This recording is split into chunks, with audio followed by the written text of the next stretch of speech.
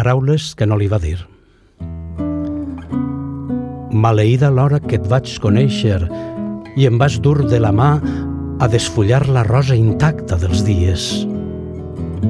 Com un cérvol ferit, t'abeuraves en la font que allà dins meu brollava. Les promeses de l'Edén sempre entabanen, no puc dir-me innocent per confiada.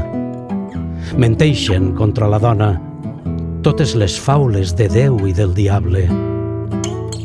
No vaig sentir a temps la maltempsada, gelosa com era de la llum que nit i dia encenen les guspires del desig, ni els abismes que velaven els teus ulls clars. Qui m'hagués advertit del misteri de la transformació, del foc compartit en serp verinosa, del plaer consumat en dolor que esclavitza.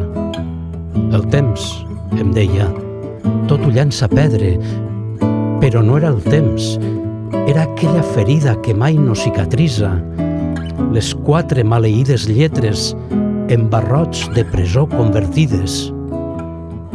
No va trigar gaire l'ullal a despuntar-te rere la màscara de l'home, quan concentraves totes aquelles febleses a silenciar-me, a dominar-me, a anorrear-me. Hauria d'haver-me vaquejat de riure davant els teus nassos, davant les teues ínfules de petimetre, de fatxenda ridícul, de 1000 homes, i desamar-te i desarmar-te. Però el terror imprevist m'emmordassava els mots i la culpa amb què em nodries em tenallava les llavis. Vaig repetir l'error de totes les altres, el perdó i la pietat per l'home caigut en el pou de l'odi, en l'espiral de nàusea i follia, i presa de l'instint de comare que alleta un monstre, vaig teixir i desteixir el parany de l'oblit i l'esperança.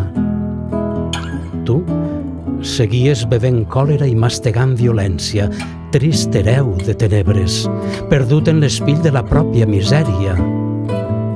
Però no ets innocent, perquè no vas gosar rebel·lar-te contra el fat de botxí que et perseguia i va enfangar-te en el plaer del pecat de torturar-me.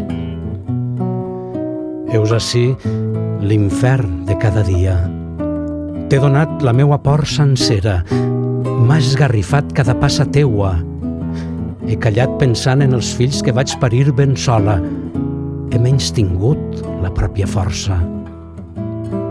Però ara per fi parle per mi i totes les altres, submises i soles, per totes les callades. Avui ja no, ni demà, ni mai més. Això li hauria dit la dona muda, la dona cega, mentre l'ànima li queia als peus del llit un cop més escruixida. Llavors va agafar en silenci una espasa de foc de la cuina i va enfonsar-la al pi del carceller.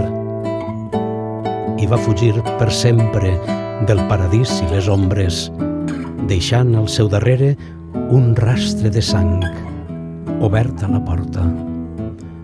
Avui ja no, ni demà, ni mai més, es va dir finalment, sense girar els ulls enrere.